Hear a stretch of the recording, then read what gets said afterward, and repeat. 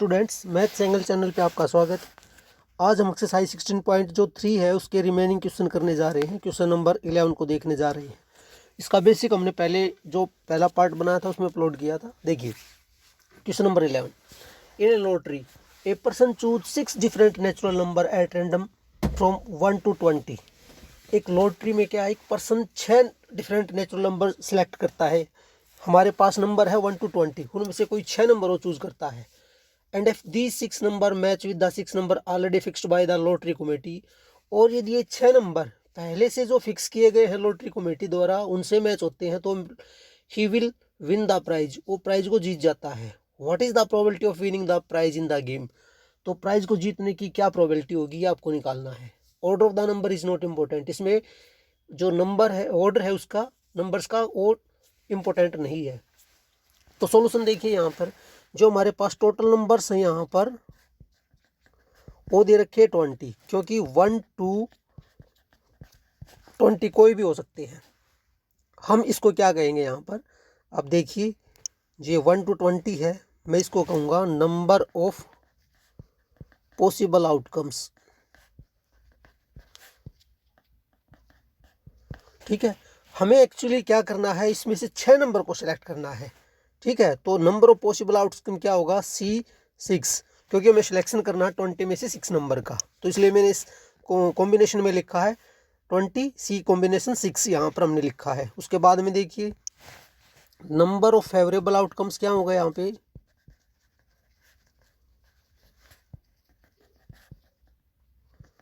Actually हमें कितने number select करने हैं यहाँ पे, 6 नंबर। और लॉटरी को हम कब जीतते हैं, जब ये 6 नंबर पहले से फिक्स है उनसे मैच होते हैं, तो इसको कैलकुलेट करोगे तो 1 होगा। मैं थोड़ा सा आपको बताना चाहूँगा यहाँ पे कि C जैसे मैंने लिखा है 26, इसका एक फॉर्मूला होता है कॉम्बिनेशन में NR, इसको लिखते N factorial N minus R factorial into R factorial. इसके अकॉर्डिंग जैसे मैं एक्सपेंड करता हूँ इसको लिखता 20 factorial.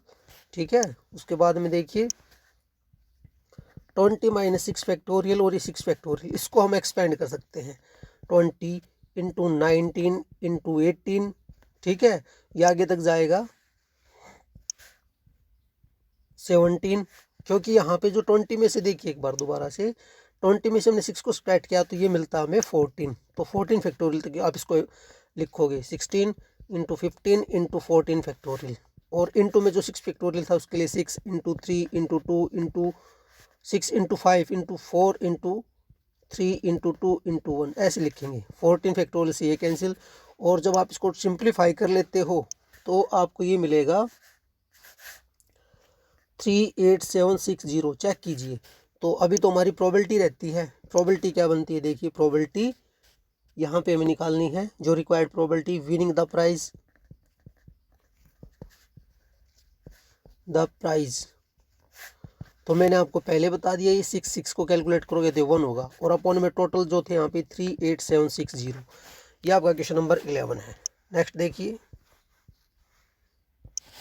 Question number 12, check whether the following probabilities A and B are consistently defined, की जो प्रोबेबिलिटीज दे रखी है ये डिफाइंड होती है कि नहीं होती है, आपको देखना है। ये है 0.05, आप इसको लिख सकते हैं, सॉरी गलत लिखा मैंने, 0.5 था, मतलब 5/10 है ये। ठीक है, प्रोबेबिलिटी ऑफ B दे रखा है 0.7, मतलब 7/10। उसके बाद देखिए probability of A intersection B दे रखा है 0.6, मतलब 6/10। देखिए स्टूडेंट, ये डिफाइन होता है या नहीं होता है, इसके लिए हमें चेक करना होता है।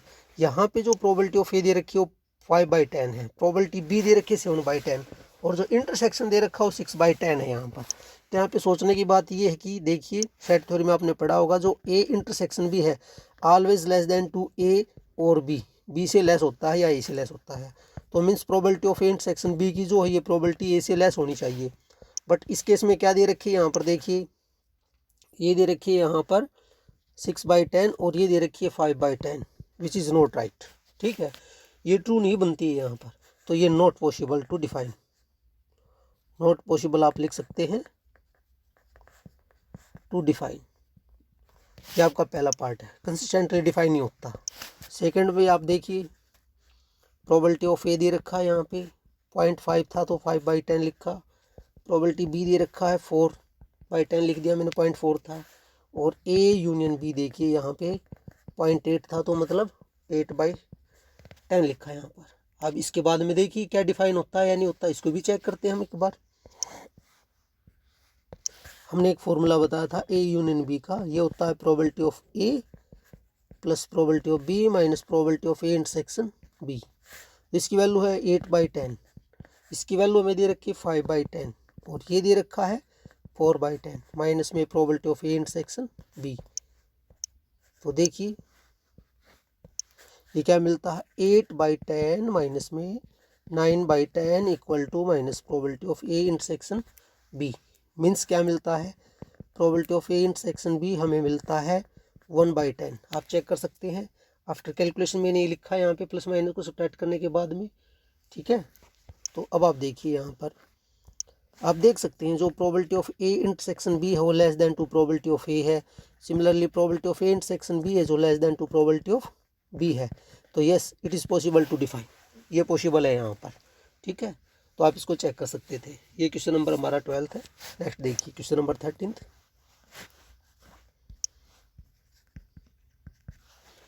Fill in the blank the following tables, ये आपको फिलअप करनी है, सिंपल सा ही है। एक दो पार्ट को हम करते हैं। देखिए फर्स्ट पार्ट कोई जैसे हमें दे रखा प्रोबेबिलिटी ए दे रखा है यहाँ पे 1/3, प्रोबेबिलिटी बी दे रखा है यहाँ पे 1/5, probability of A intersection B दे रखा हमें 1/15। आपको निकालना probability of A intersection B, जो अभी हमने किया था, जस्ट इससे रिलेटेड ही किया था हमने। तो इसका फॉर्मूला लगाते हैं, यूनियन बी का formula, that is equal to probability of A plus probability of B minus probability of A intersection B. Values put कीजिए इसके अंदर। देखिए ये था 1/3, ये था 1/5 माइनस 1/15। एलसीएम लिया मैंने सभी का 15, 5 प्लस में 3 माइनस 1। आप चेक कर सकते हैं 8 में से 1 गया तो 7/15, ये इसका आंसर है। सिमिलरली हम थर्ड पार्ट करते हैं उसके बाद में, बाकी पार्ट को आप ट्राई कीजिए। थर्ड पार्ट में दे रखा प्रोबेबिलिटी ऑफ ए दे रखा 0.5 मतलब 5/10, डेसिमल को फिनिश किया। प्रोबेबिलिटी ऑफ बी दे रखा है आपको 0.35, इसको लिख सकते हैं 35/100। और probability of A union B दे रखा है आपको 0.7 मतलब 7/10 हम लिख सकते हैं। अब देखिए फिर से हम इसको यूज़ करेंगे फॉर्मूले को, A union B equal to probability of A plus probability of B minus probability of A intersection B. इसकी वैल्यू ये थी 7/10। ए की वैल्यू देखिए यहाँ पे क्या मिलती है, ए की वैल्यू थी 5/10, बी की वैल्यू थी 35/100 minus probability of A intersection B. तो देखिए कैलकुलेशन 7/10, मैंने एलसीएम लिया यहाँ पे 100, ये 50 प्लस में 35 हो गया minus probability of A intersection B है, ठीक है। तो ये मिलता है 7/10 इक्वल टू 85/100 माइनस में probability of A intersection B. आप चेक कर सकते हैं। नेक्स्ट देखिए कैलकुलेशन 7/100 माइनस में 7/10 था अपॉन में 185 माइनस और probability of A intersection B A minus में है। सिंप्लीफाई कर रहे हैं तो यहाँ पे एलसीएम लिया 70 हो गया माइनस 85/100 हो गया minus probability of A intersection B हो गया।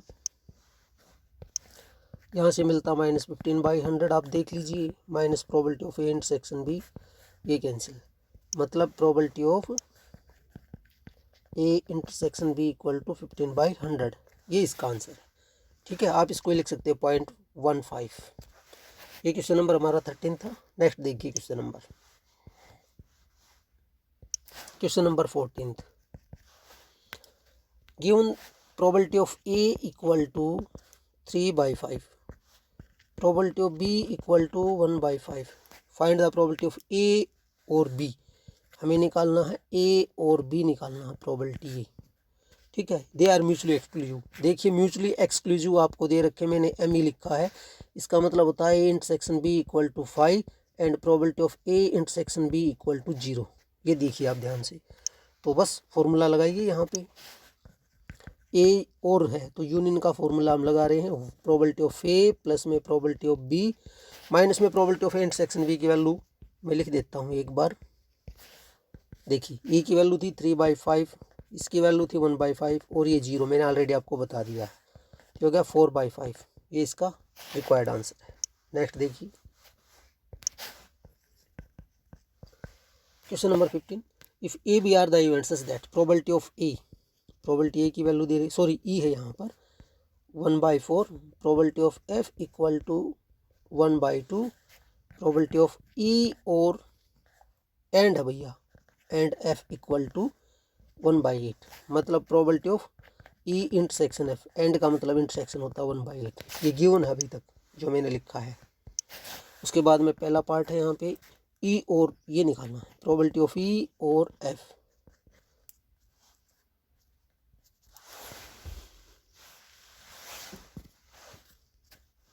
मतलब probability of E union F आपको कैलकुलेट करना है। तो देखिए इसका formula, probability of E plus probability of F minus probability of E intersection F, ये फॉर्मूला जैसे हम यूज़ कर रहे थे उसको लिख रहे हैं यहाँ पर। तो ये था 1/4 प्लस 1/2 माइनस 1/8, सिंप्लीफाई कीजिए, 8 एलसीएम हो गया इसका। यहाँ पे आता है देखिए 2 + 4 - 1, मतलब 5/8, ये इसका रिक्वायर्ड आंसर है। अब चेक कर सकते हैं। पार्ट सेकंड देखिए, हमें निकालना probability of E note E and note, तो इंटरसेक्शन लिखा मैंने यहाँ पर, नोट था दोनों के ऊपर तो कॉम्प्लीमेंट लिखा।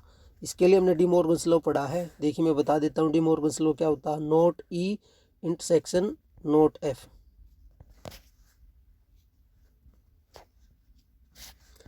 नोट एफ यहाँ पे लिख रहा हूँ, note E intersection note F, इसको हम लिख सकते हैं ब्रैकेट में ई यूनियन एफ बाहर कॉम्प्लीमेंट, ठीक है, ऐसे लिख सकते हैं। तो देखिए इसको मैंने लिखा एफ है यहाँ पे, इसको यूनियन में लिख दिया नोट में, और नोट को फिनिश करते हैं 1 माइनस में सब्ट्रैक्ट करके, ई यूनियन एफ, जो अभी हमने कैलकुलेट किया था 1 - 5/8, मतलब 3/8। आप चेक कर सकते हैं दोबारा से। क्वेश्चन नंबर नेक्स्ट देखिए,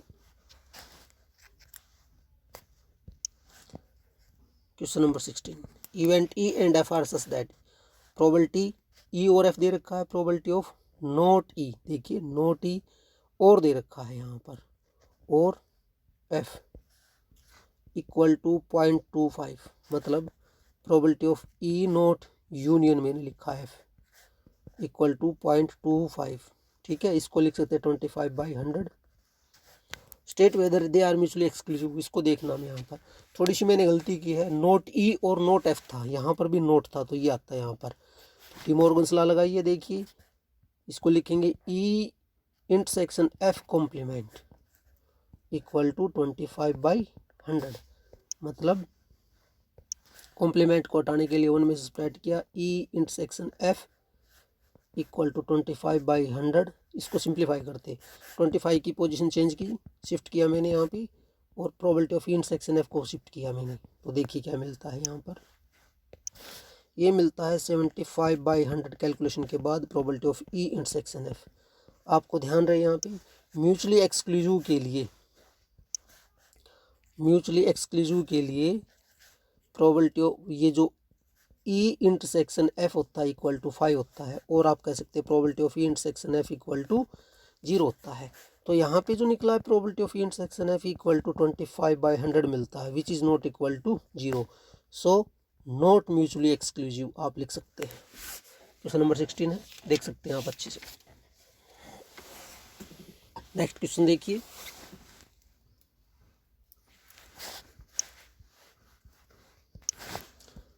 question number 17, in A B are the events that probability of A given है आपको, प्रोबेबिलिटी ऑफ ए की वैल्यू दे रखी है 0.42, मतलब 42/100।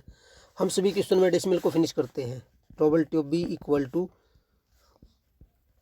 0.48, मतलब 48/100 हो गया, and probability of A and B, मतलब इंटरसेक्शन बी दे रखा है आपको 0.16, मतलब 16/100 आप लिख सकते हैं, ठीक है।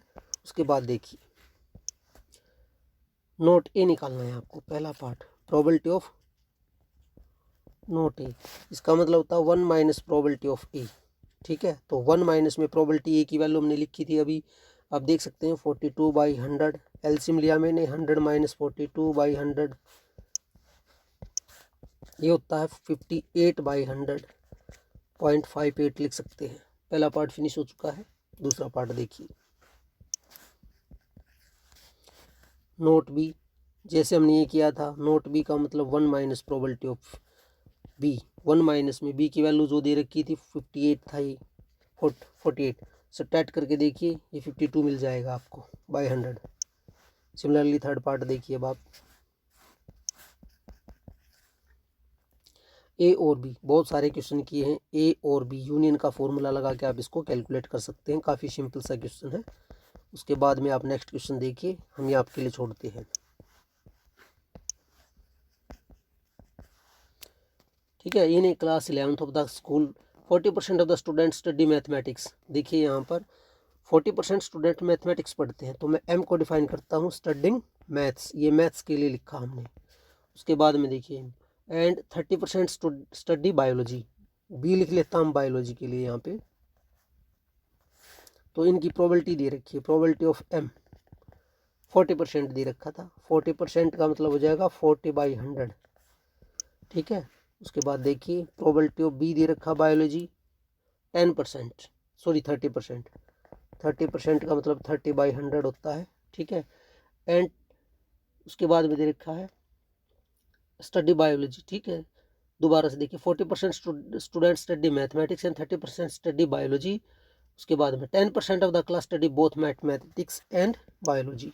तो मीन्स ये दे रखा हमें probability of M intersection B, 10% का मतलब 10/100 हो गया। उसके बाद देखिए if a student is selected at a random from the class find the probability that he will study mathematics और बायोलॉजी। तो हमें और निकालना है, मतलब मैथ और, तो यूनियन निकालेंगे बायोलॉजी। सिंपल सा क्वेश्चन था, ये हो गया एम प्लस में probability of B minus probability of M intersection B. तो देखिए इनकी वैल्यू लिखिए 40/100 प्लस 30/100 माइनस 10/100, बस हो गया क्वेश्चन। 70 माइनस 10/100 मतलब 60/100, 60% स्टडिंग बोथ, ये हमारा रिक्वायर्ड आंसर, दैट्स ऑल। उसके बाद में नेक्स्ट क्वेश्चन देखिए अब आप 19th। ये भी वैसे सिंपल सा ही क्वेश्चन है, फिर भी देख लीजिए यहाँ पे। इन्हें interest test is a grade on the basis of the 2 examination, मतलब एक इंटरेस्ट टेस्ट है और 2 टेस्ट के ऊपर बेस्ड है। The probability of A randomly chosen student passing the first examination, हम इवेंट को डिफाइन कर सकते हैं या लिख सकते हैं, वही मैं लिखता हूँ यहाँ पे ए पासिंग फर्स्ट एग्जाम। ठीक है, उसके बाद में देखिए यहाँ पर be passing the second exam, ये मैंने फर्स्ट लिखा है, ये सेकंड लिखा है यहाँ पर। तो देखिए अब इवेंट हमने डिफाइन किया, प्रोबेबिलिटी ऑफ ए गिवन है आपको, passing the probability of randomly chosen student passing the first examination is 0.8, मतलब 8/10 सॉरी। ठीक है, and probability of the passing the second examination, B को पास करते हैं सेकंड एग्जाम को, तो ये दे रखा 0.7 मतलब 7/10। ठीक है, the probability of the passing at least one of them is this, at least one को जो पास करते हैं वो दे रखा है यहाँ पे। एट लीस्ट का मतलब क्या होता है, देखिए यहाँ पर the probability of the passing at least one of the examination is this, A union हमें दे रखा है यहाँ पर बी, एट लीस्ट का मतलब यूनियन होता है 0.95 मतलब 95/100, ये लिख सकते हैं। What is the probability of passing both, both का हमें निकालना है, देख सकते हैं आप यहाँ पर। क्वेश्चन सिंपल सा ही है, required probability A intersection B निकालनी हमें यहाँ पर। ठीक है, तो देखिए हम यूनियन का फॉर्मूला यूज कर रहे हैं यहाँ पे। देखिए probability of A union B equal to probability of A plus probability of B minus probability of A intersection B, ये निकालना हमें। इसकी वैल्यू 95/100 था, ये था यहाँ पर आपने देखा था 8/10 plus 7/10 minus probability of A intersection B. Calculation check कीजिए यहाँ पे, 95/100 ये हो गया 15/110 sorry, minus probability of A intersection B. LCM लेके हम इसको सोल्व करेंगे। देखिए 95/100 माइनस में साइड चेंज किया, ये 10 था minus probability of A intersection B, तो यहाँ पे एलसीएम हो गया 100, 95 माइनस में 150 equal to minus probability of A intersection B. Next देखिए सिंप्लीफाई करते हैं इसमें से, -5 यहाँ पे रह गया और ये मिलता है 55। आप चेक कर सकते हैं by 100 equal to minus probability of A intersection B. ये माइनस कैंसिल, मतलब क्या मिलता है आपको, probability of A intersection B 55/100 मतलब 0.55, ये आप निकाल सकते हैं। ये हमारा क्वेश्चन नंबर 19 था। उसके बाद में आप क्वेश्चन नंबर 20 को देख सकते हैं, सिंपल सा ही क्वेश्चन है। उसके बाद देखिए नेक्स्ट क्वेश्चन 21 को देख रहे हैं हम।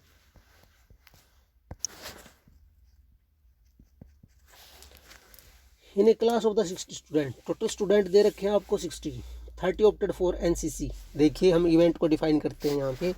ए मतलब क्या लिखता है यहाँ पे,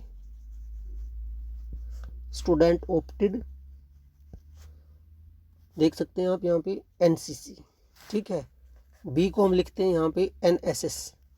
तो अब देखिए probability of A, 30 student opted for the NCC, तो मतलब टोटल स्टूडेंट हमारे पास कितने थे, 60 थे, और उसमें से ए की प्रोबेबिलिटी आती है 30/60, आप चेक कर सकते हैं, ठीक है।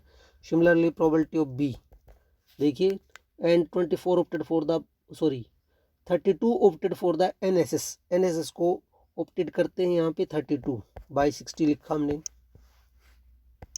एंड 24 ऑप्टेड बोथ, मतलब probability of A intersection B है यहाँ पे 24/60, आप चेक कर सकते हैं, ठीक है।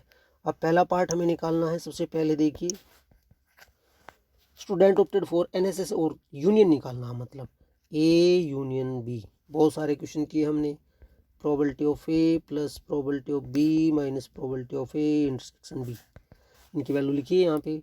ये 30/60 था, ये प्लस में था हमारा 32/60 माइनस 24/60, सिंप्लीफाई कर रहे हैं देखिए, 62/60 माइनस 24/60 सब्ट्रैक्ट करके 8 हो गया यहाँ पे, 5 में से 3 60, 2 से डिवाइड कर सकते हैं 19/30, ये इसका रिक्वायर्ड आंसर है।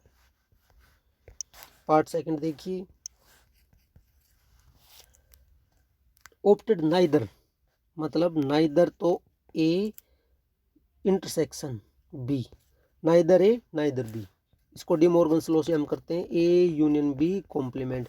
कॉम्प्लीमेंट को हम ऐसे फिनिश करेंगे, 1 में से स्टार्ट करके 1 माइनस में 19 बाई जो आया था 30, सिंप्लीफाई कीजिए 11/30 आंसर आएगा, देख सकते हैं आप। Part third, student has opted NSS, मतलब प्रोबेबिलिटी ऑफ एनएसएस को तो सिलेक्ट करता है ए बट नॉट